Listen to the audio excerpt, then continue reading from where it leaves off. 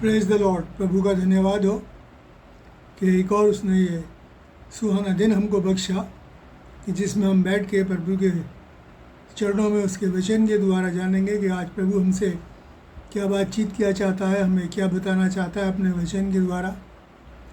और प्रभु की आज की सभा में एक बार फिर से आप सबका स्वागत है। प्रभु आप सबको बहुत आज से आशीष दे। मैं पढ़ूँगा रोमियो की पत्री उसका 12वां अध्याय चैप्टर उसकी 11वीं आयत से। रोमियो 12 और उसकी 11वीं आयत से 11वीं आयत ही पढ़ूँगा मैं। और यहाँ पर लिखा है कि प्रयत्न करने में आलसी ना हो, उन्माद से भरे रहो, प्रभु की सेवा करते रहो। प्रयत्न करने में आलसी ना हो, किसी भी काम को करने में सुस्त ना हो, आत्मिक उन्माद से भरे रहो, रूहानी जोश से भरे रहो और प्रभु की सेवा करते रहो। परमेश्वर अपने वचन के पढ़े और सुने जाने पर बरकत दे। आज हम जिस विषय के ऊपर बात करेंगे वो यही है। उसको बाइबल में कई नामों से बताया गया है, जैसे कि उन्माद से भरे रहो और हम सुस्त न बने। उन्माद मतलब ये कि उत्साह से, जोश से परमेश्वर के प्रति हमारे मन में धुन हो, उन्माद हो। और अगर इंग्लिश का तर्जुमा कहें तो इसको हमारे अंदर एंथुजियाज्म होना चाहिए। और एक और शब्द जो है जो इस्तेमाल किया गया है जिसका बाइबल के अंदर, वो है उतावली। ये भी बड़े, इसमें भी लोग बड़े जोश में होते हैं, लेकिन ये जो शब्द है ये थोड़ा नकारात्मक है। ये नेगेटिव एनर्जी को की तरफ जाता है और इसीलिए इसको उतावली कहा गया। इस विषय में भी हम बात करेंगे कि लेकिन ये जो वचन, ये उतावली जो है, ये परमेश्वर के लिए, हमारे लोगों के लिए लाभकारी नहीं है, फ़ायदेमंद नहीं है। और आगे जाके हम देखेंगे कि परमेश्वर इस विषय में क्या कहता है। लेकिन जो ख़ास बात हमारे अंदर है वो यही है कि हम आज उत्साह के बारे में, जोश के बारे में, धुन के बारे में, उन्माद और एंथुजियाज्म के बारे में बात करेंगे। याव के बारे में बात करेंगे कि हमें कितना हिम्मत होनी चाहिए परमेश्वर के वचन के लिए, उसके परमेश्वर के प्रति के, परमेश्वर के वचन के प्रति, उसके कलाम के प्रति हमारे अंदर ये उन्माद भरा होना चाहिए। और यही बात है हमें रोमी और 11 तो उसके 12 और उसके 11वें आज में लिखा है कि आलसी ना बनो, काम करने में आलसी ना बनो, मतलब सुस्त ना बनो। ये काम हमें मजबूरी में या किसी दबाव में नहीं करना। परमेश्वर की सेवा का काम जो है हमें किसी मजबूरी में या दबाव में नहीं करना, बल्कि बड़े आनंद के साथ, बड़ी खुशी के साथ मगन होके और प्रभु की सेवा को मेरे और आपको अंजाम देना पूरे जोश के साथ भर के। और यही परमेश्वर का वचन है और यही आज हम देखेंगे कि इस विषय में प्रभु और क्या कहता है। और प्रभु की सेवा, और ये है कि हमें खुदा की जो सेवा है, खिदमत जो है, वो हमें निरंतर करनी है, उन्माद से, जोश से भर के। देखिए पहला पत्रस और उसका 5वां अध्याय उसके दूसरे पद में क्या लिखा है। पहले पत्रस 5 और उसके 2 में क्या लिखा है, यहाँ देखेंगे परमेश्वर का जो कलाम है, खुदा कलाम हमें क्या बताता है। और यहाँ पर लिखा है कि परमेश्वर के उस झुंड की जो तुम्हारे बीच में है रखवाली करो, और यह दबाव से नहीं पर परमेश्वर की इच्छा के अनुसार आनंद से, यानी खुशी से, और नीच कमाई के लिए नहीं वरन मन लगा के करो। परमेश्वर का हमारी जो सेवा है, परमेश्वर का जो झुंड है, उन लोगों के बीच में ये हमारी सेवा है। वो कहता है कि उनकी रखवाली करो। कैसी रखवाली? इस कलाम के द्वारा हम उसकी रखवाली करें। परमेश्वर के वचन का बाड़ा उनके चारों तरफ बांध के रखें ताकि वो शैतान के पाले में ना चले जाए। उनकी रखवाली करो और ये दबाव में नहीं, किसी मजबूरी में होकर मत करो कि भैया ये दबाव ही तो करना ही है, और ये नहीं, खुशी से करना है। इस काम को बड़े जोश के साथ, आनंद के साथ करना है। और लिखा है कि नीच कमाई के लिए। ये सेवा जो है, ये खुदा की सेवा पेट के लिए नहीं है, बल्कि ये सेवा जो है ये हमारी आत्मिक उन्नति के लिए है। जो सेवा करता है वो भी, और जो जिनके लिए की जाती है वो भी जो है इस आत्मिक उन्नति को प्राप्त करते हैं। परमेश्वर के कलाम की नज़दीकी में आते हैं, खुदा की नज़दीकी में आते हैं। और इफ्सियों 6 उसके 7 में लिखा है, उस सेवा को मनुष्यों की नहीं परंतु प्रभु की जानकर स्वेच्छा से, यानी अपनी इच्छा से, अच्छी भावना से। ये नहीं कि इसने कह दिया, मजबूरी कर दी, डांट दिया, डपट दिया, या ये हमें करना, आज हमारा जॉब है तो इसलिए कर रहे हैं। नहीं, अपनी स्वेच्छा से, अपनी मर्ज़ी से, ख्वाहिश से, भली मंशा से होके इस काम को मेरे और आपको करना है, और प्रभु की सेवा जानकर। ये मनुष्यों की नहीं परंतु प्रभु की। हम इंसान की सेवा नहीं कर रहे, हम खुदा की सेवा कर रहे हैं कि खुदा के लोगों को खुदा का कलाम सुनाते हैं।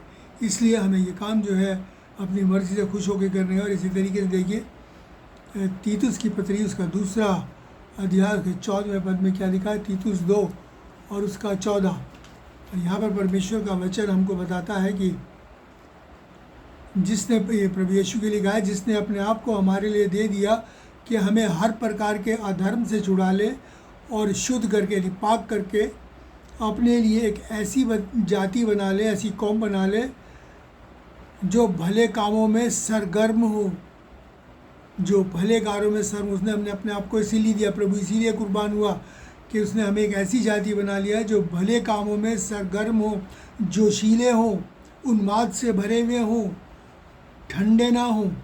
हमारे अंदर ठंडापन नहीं पाया जाना चाहिए, बल्कि हम जोश से भरे हों।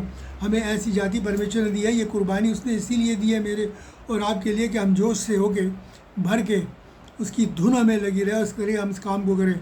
और इसका बड़ा उदाहरण जो है, मैं प्रेरितों के काम उसका 19 उसका 14 अध्याय और उसकी 19वीं आयत से मैं आपके लिए पढ़ दूँगा। प्रेरित 14 और उसकी 19।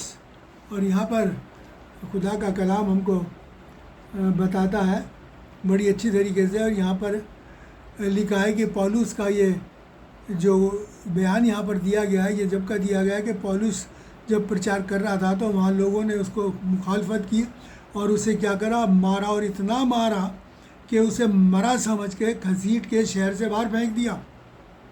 ये प्रेरितों के काम एक्ट्स 14 और उसकी 19 में आप पढ़ सकते हैं कि उसे उठा के बाहर फेंक दिया, मरा हुआ समझ के। तो आप सोचिए कितना मारा हुआ उसने।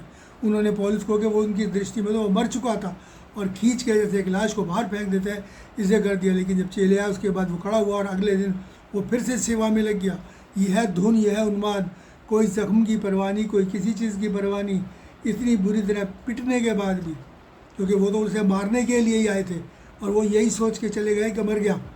तो आप देखिए फिर भी उसके दिल मन में कितनी धुन थी, कितनी लगन थी, कितना जोश था, कितना उत्साह था कि उसने ये और किसी बात की खड़ा हुआ और अगले दिन फिर जो दूसरी जगह जाके परमेश्वर की सेवा करने लगा, उसके काम में लग गया।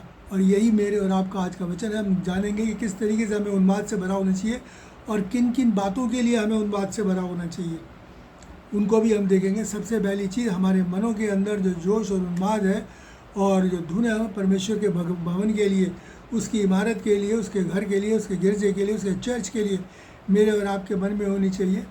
हम पढ़े अगर निर्गमन उसका 35 और उसका 21 वहाँ आए, निर्गमन 35 और उसका 21 वहाँ पर लिखा है कि जितनों को उत्साह हुआ और जितनों के मन में ऐसी इच्छा उत्पन्न हुई वे मिलाप वाले तंबू में काम करें और उनकी सेवा करें और पवित्र वस्त्रों को बनाने के लिए परमेश्वर के भवन, परमेश्वर की भेंट ले आने लगे। यानी जिनके मनों में उत्साह हुआ, जोश हुआ, लगन हुई और उनके मन में ये ख्वाहिश उत्पन्न हुई, इच्छा तो नहीं, ख्वाहिश उत्पन्न हुई कि वो परमेश्वर के तंबू की, उस वक्त तंबू में सेवा वो करती है, सेवा के लिए तैयार करें। बाकी वो जो ज़रूरतें थी उसकी, वहाँ के लिए जो पर्दे और जो कुछ भी बनने थे उसके लिए वो दान लेके आने लगे, खुल के लोगों के सामने आने लगे उस सेवा के लिए। ये हमारा फ़र्ज़ है कि हम परमेश्वर के भवन के बारे में भी सोचें।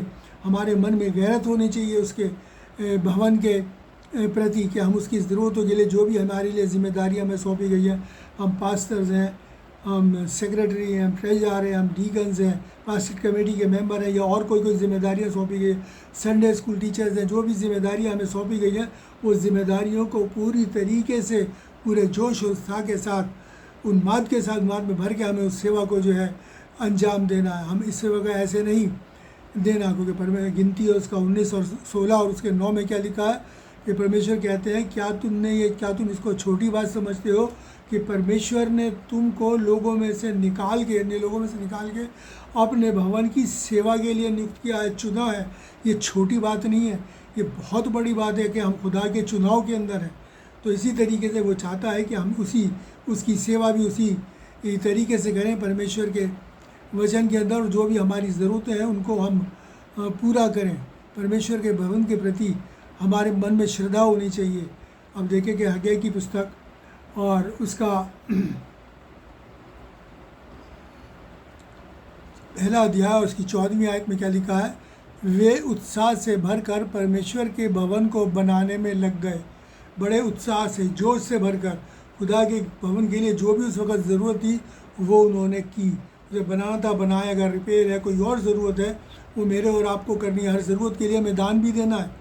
हमें अपने मनों को ही नहीं बल्कि अपनी जेबों को भी तैयार रखना है परमेश्वर के लिए खोने के लिए, क्योंकि जो देता है वो पाता है। जितना दोगे उतना पाओगे, जितना बोओगे उतना पाओगे। ये खुदा का कलाम है, मैं नहीं कह रहा। तो इसलिए कभी भी खुदा के लिए अब पीछे ना हटें, क्योंकि जो कुछ भी हमारे पास है दिया हुआ है वो खुदा का ही दिया हुआ है, वो हमें कभी भी कमी नहीं छोड़ेगा।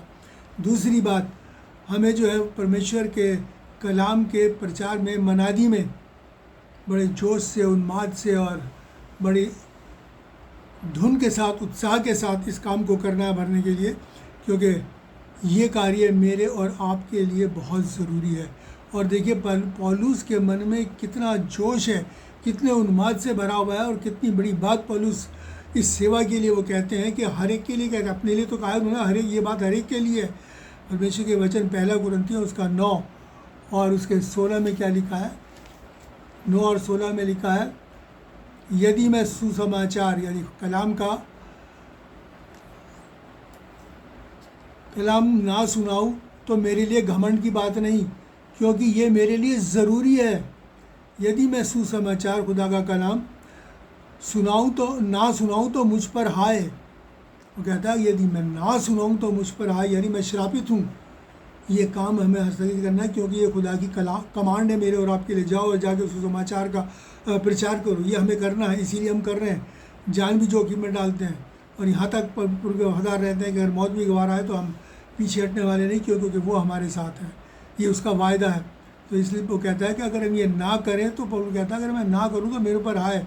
तो ये हम सोच लें कि ये जिम्मेदारी जो कमांड प्रभु ने हमें दी है, इसे हमें हर हाल में पूरा करना है, वरना परमेश्वर की हाय जो है वो मेरे और आपके लिए बहुत बुरी होगी, और हमारे उस अनंत जीवन को प्राप्त करने में बाधा होगी। और देखिए इसी तरीके से आगे हम देखिए प्रेरितों के काम 4 और उसके 29वीं आयत में क्या लिखा है, जब खुदा के चेलों को सताया गया, उनको बेतें लगाई गई, उनको बहुत धमकाया गया, तब वो क्या कहते हैं, वो क्या दुआ करते हैं। वहाँ पर लिखा है कि अब हे प्रभु उनकी धमकियों को देख और अपने दासों को वरदान दे कि वो तेरा वचन बड़े हियाव के साथ सुनाए। मतलब बड़ी हिम्मत के साथ, जोश से भर के, उन्माद से भर के तेरे वचन को, ये वो दुआ करते हैं। वो इस बात के लिए कहीं प्रोटेस्ट नहीं करते, कि इधर उधर नहीं जाते, कहीं आते, बल्कि खुदा के कदमों में आकर उससे दुआ मांगते हैं कि तू हमें हिम्मत दे, ताकत दे कि ये चीज़ें, चाहे कितनी भी बड़ी बाधा हमारे सामने हो, कितना भी बड़ा विरोध क्यों ना हो हमारा, तो हमें ये काम करना ही है। ऐसा ना हो कि हम पीछे हट जाए, नहीं, हमें करना, और इसको हमें दुआ के साथ करना है। विरोध हो रहा है तो हम दुआ करें, खुदा द्वार खोलेगा, क्योंकि परमेश्वर हमारे लिए द्वार को, मतलब दरवाज़ों को खोलता है। और ये पौलुस जो है कितनी धुन और उत्साह के साथ परमेश्वर के साथ अपनी धुन को बताने के लिए, देखिए कितनी अच्छी बात से अपने आप को बयान करता है कि जो चीज़ मेरे और आपके अंदर भी होनी चाहिए। हमारी का 1 कुरिन्थियों 11 और उसके 23 के अंदर लिखा है कि पौलुस कहते हैं, परमेश्वर के दास हैं, प्रेरित हैं, वो कहते हैं कि मैं पागलों की तरह कहता हूँ कि मैं उनसे बढ़कर हूँ, और अधिक परिश्रम करने में, ज़्यादा मेहनत करने में मैं उनसे बढ़कर हूँ। मैं पागलों की तरह, मुझे धुन है इस काम को करने की, इस काम को करने के लिए मैं पीछे हट ही नहीं सकता। जैसे पागलों को हम देखते हैं कि एक धुन सवार होती है, वो कुछ करते हैं तो करते ही रहते हैं। वो कहता है मुझे परमेश्वर के वचन को सुनाने की धुन है। इसी धुन में होकर, इसी जोश में होकर, इसी उत्साह में होकर मेरे और आपको खुदा के इस कलाम को लोगों तक पहुंचाना है, और इस कलाम को बड़े उत्साह के साथ, बड़ी श्रद्धा के साथ, बड़ी यतन यानी जिम्मेदारी के साथ मेरे और आपको इस कलाम को लोगों को बताना है। पीछे नहीं हटना किसी भी हाल में, चाहे मौत भी गंवारा हो। तीसरी चीज़ ये है कि भलाई करने में हमें पीछे नहीं हटना, क्योंकि भलाई जो है पवित्र आत्मा का फल है। पवित्र आत्मा का फल है, गिनतियों 5 और उसकी 23 में हम देख सकते हैं। ये भलाई जो है पवित्र आत्मा का फल है, और इससे हमें बिल्कुल पीछे हटना। 1 पतरस 3:13 में लिखा है, कि भलाई करने में उत्तेजित रहो, उत्साह से भरे रहो, चौकन्ने रहो, तैयार रहो हमेशा। किसके लिए? भलाई करने में, पवित्र आत्मा के इस फल को अपने प्रैक्टिकल रूप में अंजाम देने के लिए। क्योंकि जो इंसान भलाई करता है और करना जानता और नहीं करता, वो पाप करता है, वो गुनाह करता है। तो हमें अपने आप को इस गुनाह से बचा के अपने आप को पवित्र आत्मा के इस फल के अंदर ढालना है, अपने आप को तैयार करना है। पहला तीमुथियुस 6 और 18 में लिखा है, भलाई करने और भलाई करने में धनी हो। भलाई करें और भलाई करने में धनी हो। हम ये संसारिक धन दौलत के लिए पीछे नहीं पड़े। इससे पहले मैसेज में मैंने आपको बताया कि ये सब चीज़ें तो गिफ्ट है, उसके राज्य और धर्म की खोज करो तो ये सब वस्तुएं तुम्हें मिल जाएंगी। लेकिन पहला काम जो हमें जो धन कमाना है, वो जो स्वर्गीय धन है, भलाई का, पवित्र आत्मा का, जिसका भी प्रतिफल हमें यहाँ भी और वहाँ भी मिलेगा स्वर्ग में। और हमें इस बात में तैयार रहना हमेशा कि हम जब भी मौका मिले कभी भी पीछे नहीं हटना, उस मौके को गंवाना नहीं है और अपने आप को उस भलाई के लिए आगे लेके आना है। अगर हर ज़रूरतमंद की भलाई करनी है, ये खुदा ने अपने वचन में मत्ती में भी कहा है 24 में। इससे पहले मैसेज में मैंने आप सबको ये बात दी। और ये काम जो हमें बड़े सीरियसली होकर करना है, बहुत ज़्यादा श्रद्धा के साथ करना है। और परमेश्वर का वचन हमें इस बात के लिए सावधान भी करता है, हमें सावधान करता है, कहता है कि हम चौकन्ने रहें। देखिए पहला थिस्सलुनीकियों 5 और 15 आपके सामने पढ़ दूँ। पहला थिस्सलुनीकियों 5 और उसके 15 में लिखा है कि सावधान, कोई किसी से बुराई के बदले बुराई ना करे, पर सदा हमेशा भलाई करने में तत्पर रहो। आपस में और सबसे भलाई ही की चेष्टा, कोशिश करो। चेष्टा का मतलब है कि कोशिश करो। तत्पर रहो मतलब तैयार रहो भलाई करने में। और इस बात के लिए सावधान रहो कि इस मौके को चूकना नहीं, क्योंकि अगर चूक गए तो ये लेख तुम्हारे तुम्हारे विरोध में आ जाएगा कि तुम करना जानते थे और नहीं किया और पाप किया तुमने। और हर एक से भलाई की चेष्टा यानी कि कोशिश करते रहो। जहाँ मौका मिले इस काम को मेरे और आपको प्रभु के नाम में जो है अंजाम देना है। प्रभु के नाम में जो है मेरे और आपको अंजाम देना है। अब परमेश्वर के वचन में आगे देखेंगे वो क्या कहता है। चौथी बात वो कहता है कि वचन के सुनने में भी हमें बहुत जोश दिखाना है। मरे मन से, दुखी मन से हमें कलीसियाओं में, चर्चेज़ में जाके या सभाओं में जाके वचन को नहीं सुनना कि मजबूरी में हम चले गए और इसने कहा तो चले गए, माँ बाप ने डांटे, नहीं, बल्कि हमें अपने आप को खुद जोश से भर के जाना है। रोमियो 10:17 में लिखता है कि विश्वास सुनने से और सुनना मसीह के वचन से, मसीह के कलाम से होता है।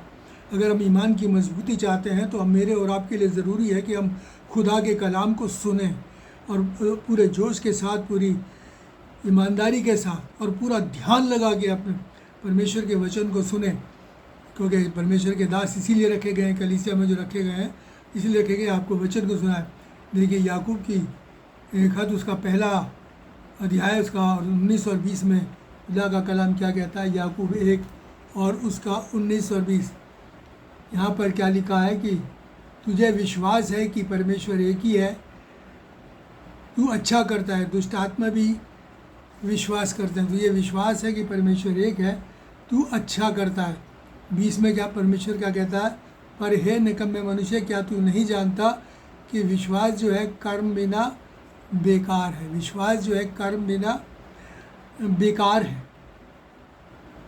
मेरे और आपको ये सोचना है, विश्वास जो है हम इसके लिए हमें काम करना है। सुनने के लिए भी ऐसा नहीं कि बैठ गए और सुन लिया, नहीं, हमें तैयार होना है। कलाम हमारे हाथ में भी होना चाहिए। और उसकी पहले बात की उसकी मैं 19 और 20 भी उसकी भी 19 और 20 आपको पढ़ दूँ, उसमें बड़ी अच्छी बात लिखी है।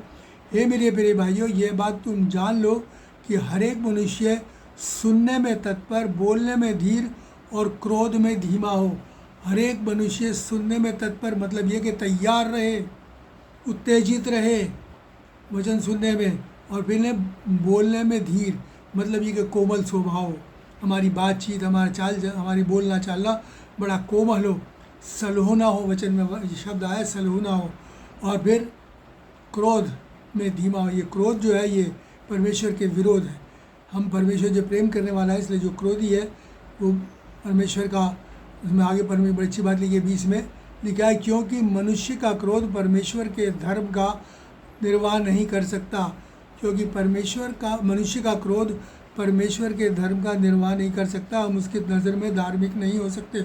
अगर हम क्रोधी हैं तो हम परमेश्वर के नहीं हो सकते, हम धार्मिकता के बिल्कुल नज़दीक ही नहीं हैं। ये खुदा का कलाम कहता है। इसलिए मेरे और आपको सुनने में तत्पर रहना है। अब मैंने कई बार क्या देखा है कि लोगों को सभा में बैठे हुए भी मोबाइल चलाते हुए देखा है। तो देखा है कि मोबाइल ज़्यादा कई बार देखते हैं, कोई मैसेज आ गया, देख लें क्या मैसेज है। मेरे प्यारे भाई, उनका मन खुदा के वचन में नहीं है। इसका मतलब उनका मन जो है वो संसारिकता के अंदर लगा हुआ है। और देखिए याकूब 4 और 4 में पर खुदा का कलाम क्या कहता है, लिखा है, संसार से मित्रता करनी, परमेश्वर से बैर रखना, दुश्मनी रखना है। इसका मतलब क्या, हमारा जो ध्यान है वो कलाम की तरफ नहीं, हम सुन नहीं रहे क्या कहा जा रहा है क्या नहीं कहा जा रहा। हमारा ध्यान हमारे मोबाइल के अंदर है। इसीलिए कहा जाता है कि कलाम में चर्च में सबसे पहले कि अपने मोबाइल स्विच ऑफ कर दीजिए। अगर कोई चर्च में बैठ के या सभा में बैठ के अगर मोबाइल देख रहा है तो समझ लीजिए कि वो खुदा का दुश्मन है। जो आपके बराबर में बैठा हुआ है वो खुदा का दुश्मन है। क्योंकि मैंने अभी आपके सामने वचन में पढ़ा, बैर जो परमेश्वर से बैर रखता है यानी दुश्मन है खुदा का। तो इसलिए याद रखिए कि हमें खुदा से दुश्मनी लेके हम जिंदा नहीं रह सकते। हम ना यहाँ खुश रह सकते और वहाँ की तो बात ही छोड़ दीजिए। खुदा का दुश्मन वहाँ नहीं जाएगा। इसलिए मेरे और आपके लिए ज़रूरी है कि हम चौकन्ने रहें और खुदा के वचन को सुनने के लिए हमेशा तैयार रहें, पूरे उन्माद के साथ, जोश के साथ, उत्साह के साथ। ये काम मेरे और आपको सुनने के लिए भी करना है, क्योंकि सुनना भी मेरे और आपको खुदा के कलाम का बहुत ज़रूरी है। फिर खुदा की महिमा के लिए, प्रेज़ के लिए हमें बड़ा जोशीला होना। ये काम भी ऐसे नहीं। दाऊद बड़ी अच्छी बात कहते हैं कि मैं तेरी सहायता से, तेरी मदद से तेरे वचन की प्रशंसा करूँगा, तारीफ़ करूँगा। क्योंकि ये काम भी हम परमेश्वर की सहायता के बिना नहीं कर सकते। दुष्ट को कहता है कि तुझे मेरे वचन को सुनाने से क्या काम। वो नहीं चाहता कि कोई भी दुष्ट उसके कलाम को ले। इसलिए मेरे और आपको वचन भी रहना है कि मैं भी बहुत होशियारी रखनी है। उसकी प्रेजिंग में भी ऐसे नहीं है। प्रेजिंग के लिए भी हमें प्रार्थना करनी है। मन में हमारे उसके प्रति श्रद्धा होनी चाहिए, जोश होना चाहिए, हमारे मन में उसके प्रति अच्छी भावना होना चाहिए, तब हम इस काम को करेंगे। देखिए कुलसियों 3 और उसके 16वें पद में परमेश्वर खुदा का कलाम क्या कहता है, कुलसियों 3 और उसके 16 में क्या लिखा है कि मसीह के वचन को अपने हृदय में अधिकाई से बसने दो। खुदा के कलाम को बहुत अधिकाई से अपने हृदय में बसने दो, यानी ये कलाम हमारे हृदयों में बसा हुआ होना चाहिए और बसने दो। और सिद्ध ज्ञान सहित एक दूसरे को सिखाओ और चिताओ और अपने मन में अनुग्रह के साथ, खुदा की ग्रेस के साथ, फजल के साथ परमेश्वर के लिए भजन, स्तुति गान और आत्मिक गीत गाओ। ये गाने के लिए खुदा का कलाम हमारे दिलो दिमाग के अंदर होना चाहिए। ये खुदा का वचन अब कलाम मेरे सामने कहता है, इसको हमें एक दूसरे को सिखाना है, जैसे अभी हमने जाना। और फिर क्या लिखा है, मन में अनुग्रह के साथ, फजल के साथ भजन, स्तुति गान और आत्मिक गीत, रूहानी जो भजन है, गज़लें हैं, वो हमें गानी चाहिए। ये खुदा का कलाम कहता है। और इसके लिए मेरे और आपको ये काम जो है सिर्फ मरे मन से नहीं गा रहे हैं कि खुदा की महिमा और मुँह लटका हुआ है, रो रहे हैं और बड़ी ऐसे गा रहे हैं जैसे कोई मातम कर रहा हो। नहीं, पता चलना चाहिए कि हम जिंदा खुदा के मानने वाले हैं, हम उसकी महिमा करते हैं। और दाऊद देखिए उसकी महिमा के लिए कितनी बड़ी बात कहता है और कितनी अच्छी बात कहता है, किस तरीके से मेरे और आपको बुलंद आवाज़ के साथ उसको महिमा देनी है। हम पढ़ेंगे साम भजन संहिता 150 150 और उसकी 1 से 6 भजन संहिता 150 साम 150 1 to 6। यहाँ पर लिखा है, परमेश्वर की स्तुति करो, परमेश्वर के पवित्र स्थान में यानी उसके घर में उसकी स्तुति करो, उसकी सामर्थ्य से भरे हुए आकाश मंडल में उसकी स्तुति करो, उसके पराक्रम के, सामर्थ्य के कामों के कारण उसकी स्तुति करो, उसकी अत्यंत बड़ाई के अनुसार उसकी तारीफ और हमद सताइश करते हुए उसकी स्तुति करो, नरसिंगा फूंकते हुए उसकी स्तुति करो, सारंगी वीणा बजाते हुए उसकी स्तुति करो, टफ बजाते नाचते हुए उसकी स्तुति करो। दाऊद के विषय में हम देखते हैं वो किस तरीके से नाचते हुए परमेश्वर की महिमा कर रहा था कि उसे अपने वस्त्र का भी ध्यान नहीं था और वो खुदा की महिमा करता जा रहा था उस संदूक के आगे। आगे लिखा है, नाचते और स्तुति करो तार वाले बाजे और बांसुरी बजाते हुए उसकी स्तुति करो। ऊंची शब्दावली झांझ बजाते हुए स्तुति करो, यानी बुलंद आवाज़ से झांझ बजाते हुए उसकी स्तुति करो। आनंद के महाशब्दावली झांझ बजाते हुए उसकी स्तुति करो, यानी कि सारे इंस्ट्रूमेंट आपके जो है वो परमेश्वर की महिमा के लिए बजने चाहिए। और जितने भी प्राणी हैं, जितने भी जिंदा लोग हैं, जितने भी जिनमें के जीवन की आत्मा है, तो लिखा है सब के सब परमेश्वर की स्तुति करें, परमेश्वर की स्तुति करो। किस तरीके से वो उन्माद से भर के वो इस बात को लिखता है, इस भजन को लिखता है, और वो चाहता है कि सब कुछ उसकी स्तुति करो। उसके और भजन पढ़ेंगे तो वहाँ लिखा है, हे आकाश, एक पृथ्वी, पृथ्वी के रहने वालों, ज़मीन पर चलने वालों, समुंदर में रहने वालों, सबके लिए कहता है कि परमेश्वर की स्तुति करो। परमेश्वर की इस उन्माद से भर के मेरे और आपको उसकी स्तुति करनी चाहिए। और हमें ये काम जो है बड़े जोश के साथ, फिर कहूँगा क्योंकि यही हमारा विषय है, कि बड़े उत्साह के साथ, जोश के साथ, धुन के साथ, उन्माद के साथ हमें में भरे हुए हैं मेरे और आपको इस काम को करना है। और फिर ये काम जो हमें करने हैं, ये काम जो है हमें परमेश्वर के कलाम के दायरे में रहते हुए, उसकी सीमा में रहते हुए करना है। उसके दायरे के बाहर नहीं, क्योंकि उसमें अभी हमने पढ़ा ना कुलसियों में कि वचन अनुग्रह से भरे हुए उसके वचन के अनुसार हम उसकी स्तुति करें। वचन हमारे हृदयों में होना चाहिए उसी के अनुसार, क्योंकि परमेश्वर का वचन में ये सारी बातें मेरे और आपके लिए लिख दी गई हैं कि हमें कब क्या करना है, कैसे करना है।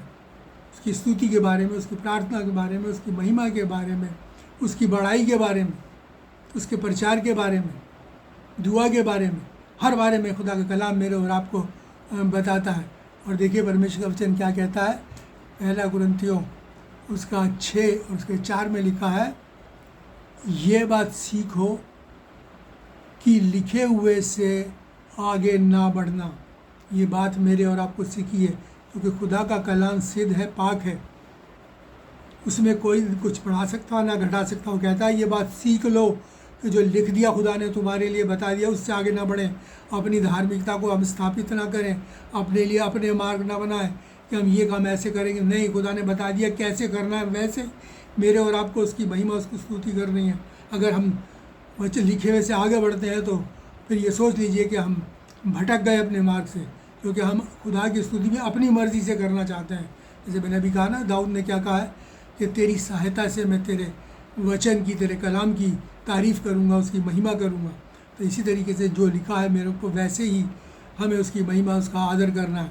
फिर वैसे मैंने आपको कहा था कि जोश और उत्साह और एंथुसियाज्म के और धुन के बारे के से मिलता जुलता एक और शब्द ही बाइबल के अंदर दिया गया है, और वो लिखा हुआ है उतावलापन।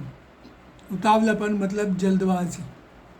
ये जल्दबाजी, जैसे मैंने कहा था, ये नेगेटिविटी को शो करता है, ये नकारात्मकता को शो करता है। इसका कोई फ़ायदा नहीं, ये हमें बर्बादी की तरफ लेके जाता है, ये हमें बर्बादी की तरफ लेके जाता है। और ये एक ऐसी चीज़ है जो कि खुदा का कलाम कहता है रोमियो 10 और उसके 2 और 3 में। आपके सामने पढ़ दूँ, रोमियो 10 और उसका 2 और 3। और यहाँ पर खुदा का कलाम देखिए मैं क्या बताता है। यहाँ पर कहता है ऐसे लोग वो हैं जो उतावली में, जल्दबाजी में करते हैं कि उनको परमेश्वर के लिए धुन तो रहती है। मैंने कहा ना, इसे मिलता जुलता शब्द है, धुन तो रहती है, मगर बुद्धिमानी से नहीं, मगर अकलमंदी से नहीं। धुन में तो रहते हैं भाई हम परमेश्वर के लिए कर रहे हैं, लेकिन अपनी मर्ज़ी से, अपनी राह से। लेकिन हमें ऐसा नहीं करना। हमें बुद्धिमानी यही है कि हम खुदा के कलाम के अनुसार हर काम को करें। यही खुदा की हिदायत है, यही खुदा की मर्ज़ी है, और यही वो मेरे और आपसे चाहता है। और इसलिए क्या परमेश्वर का कलाम क्या होता है, रोमियो उसका 1 और उसका 21 से 25-23 में आपके सामने, रोमियो 1, 21 से 23 में आपके सामने पढ़ूँ। यहाँ पर देखिए खुदा का कलाम क्या कहता है। इस कारण परमेश्वर को जानने, जब कहते हैं जिनको धुन तो होती है, बुद्धिमानी से नहीं, और वो अपने लिए अपने ही रास्ते बना लेते हैं, तो फिर किस तरीके से भटक जाते हैं। देखिए, इस कारण परमेश्वर को जानने पर भी, क्योंकि उन्हें धुन तो होती है परमेश्वर के प्रति, लेकिन बुद्धिमानी से नहीं, जानने पर भी उन्होंने परमेश्वर के लायक बड़ाई और धन्यवाद नहीं किया, परंतु व्यर्थ विचार करने लगे, यहाँ तक कि उनका मन निर्बुद्ध और अंधेरा हो गया, क्योंकि उनके पास धुन तो थी मगर बुद्धिमानी से नहीं। अंधेरा हो गया। वे अपने आप को बुद्धिमान जताकर, बहुत जो ऐसे करते हैं, जो अपनी ही मार्ग निकालते हैं, अपने ही रास्ते बनाते हैं, वो अपने आप को बहुत अक्लमंद समझते हैं। बहुत सी जगह आपने देखा होगा कि बहुत से लोग ऐसी बातें भी बोलते हैं, वचन को सुनाते मत जो कि वचन से टैली नहीं करती। हमें इस चीज़ को देखना है कि अपने आप को बुद्धिमान जताकर मूर्ख बन गए ऐसे व्यक्ति, जो बुद्धिमानी जिनको पास दोनों होती है, बुद्धिमानी से नहीं, परमेश्वर की दृष्टि में वो मूर्ख है। और अविनाशी परमेश्वर की, जो कि ऐसा खुदा जो कि बिल्कुल हमेशा तक जिंदगी रहना, अविनाशी है। परमेश्वर की महिमा को नाशवान मनुष्य, पक्षियों, चौपायों, रेंगने वाले जंतुओं की मूरत की समानता में बदल डाला। मतलब ये कि खुदा को उन्होंने पेड़ पौधे और जानवरों के समानता में बदल डाला, जबकि जिसने, वो तो बनाने वाला है सबका, उसने ये सब हमारे अधिकार में दिया। और हमने, जिन्होंने भी ऐसा किया और ख़ुद अपने आप को मूर्ख बना लिया परमेश्वर, क्योंकि ऐसे लोगों को धुन तो होती है मगर बुद्धिमानी से नहीं। और इसीलिए एक वक्त ऐसा भी था जब पौलुस को धुन तो थी लेकिन बुद्धिमानी से नहीं थी। जब ये धुन कब थी उसकी, जब वो विश्वास के अंदर नहीं आया था। हम पढ़ेंगे प्रेरितों के काम उसका 22वां अध्याय और उसकी 4थी आयत। प्रेरितों के काम उसका 22वां अध्याय और 4। ये जब की बात है, जब पढ़ दूँ। और यहाँ पर लिखा है पौलुस को धुन तो थी, मैंने कहा ना बुद्धि उसकी, जब वो प्रभु में नहीं आया था। और उसमें लिखा है कि परमेश्वर के लिए ऐसी धुन लगाया था कि तुम्हारे लगाया हो। और लिखा है कि वो, मैं पुरुष स्त्रियों दोनों को बांध कर बंदी गृह में डालता था और इस पंथ के, मतलब इस मज़हब के लोगों को, मसीहों को यहाँ तक सताया करता था कि उन्हें मरवा भी डाला। ये जब थी जब उसको धुन तो थी मगर बुद्धिमानी से नहीं। वो सताया करता था प्रभु के लोगों को, लेकिन जब उसको प्रभु का दर्शन हुआ, जब वो प्रभु में आया, तब वो प्रभु के लिए खुद सताया जाने लगा। इसलिए कई बार ऐसा होता है कि हमें धुन तो होती है, बुद्धिमान से नहीं। ये काम पौलुस ने जब प्रभु में नहीं आया तब किया, लेकिन अब तो उसको तो इतनी धुन थी कि वो उसके लिए मरने को भी तैयार था।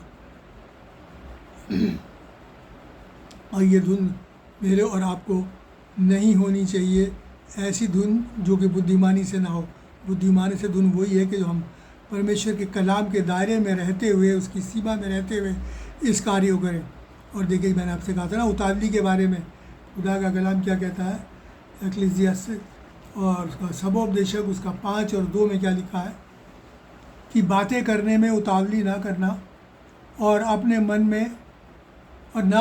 में कोई बात उतावली से परमेश्वर के सामने निकालना, क्योंकि परमेश्वर स्वर्ग में है और तू पृथ्वी पर है, तेरे वचन थोड़े हों। जल्दबाजी में कोई भी बात अपने सामने, परमेश्वर के सामने नहीं बोलना, जल्दबाजी में नहीं बोलना, क्योंकि परमेश्वर के सामने जल्दबाजी में बोलना हमारे लिए नुकसानदेह हो सकता है। भजन संहिता साम 106 और उसकी 32 और 33 आयत में पढ़ दूँ आपके सामने, जिसके कारण मूसा को हानि उठानी पड़ी। और यहाँ पर लिखा है कि उन्होंने मरीबा, जब वो मिस्र से निकल के आए थे तब लिखा, उन्होंने मरीबा नाम सोते के पास प्रभु को क्रोध दिलाया और उसके कारण मूसा की हानि हुई और उन्होंने उसकी आत्मा से बलवा किया। तब मूसा बिना सोचे समझे बोल उठा, उतावली में बोल उठा, बिना सोचे समझे वो बोल उठा। और लिखा है कि खुदा ने कहा तू मुल्क कनान में नहीं जाने पाएगा, तू नहीं जाने पाएगा। इसी तरीके से मैं और आप भी अपने बोल चालों में सोच समझ कर बोलें, क्योंकि हमें भी एक नई यरूशलेम में जाना। हमारा एक नगर है तो नया यरूशलेम में, जो कि हीरे जवाहरातों का बना हुआ है, जिसमें झलकते हुए कांच के सोने की सड़कें हैं। और अगर हम यहाँ पर बिना सोचे समझे उतावली में कुछ भी बोल देंगे और कुछ ऐसा ना मुँह से निकल जाए कि ऐसा ना हो कि हमारे उस नई यरूशलेम का रास्ता, नया कांच और नई पृथ्वी का जो रास्ता है मेरे और आपके लिए बंद हो जाए। इसलिए जो भी हम बोले सोच समझ के बोलें, खुदा के कलाम से जांचते हुए बोलें। इसीलिए खुदा के कलाम में लिखा है कि बोलो तो ऐसे जैसे परमेश्वर का वचन, खुदा का कलाम, ताकि हम चूक ही ना जाएं, किसी बात में कभी ना चूकें। और 2-3 बातें मैं आपके सामने रखूँगा उतावली के बारे में, बहुत शॉर्ट में। नीति वचन उसके 19 और 2 में लिखा है, जो उतावली से दौड़ता है वो चूक जाता है, यानी कि वो ठोकर खाता है।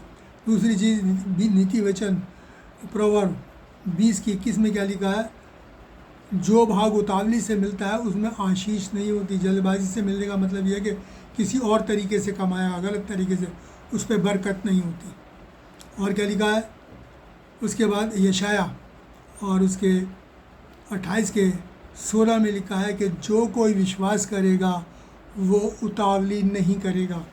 जो खुदा पे भरोसा रखेगा वो उतावली यानी जल्दबाजी में नहीं करेगा। ये खुदा के ईमानदार लोगों के लिए लिखा है कि जो विश्वास करेगा वो उतावली नहीं करेगा।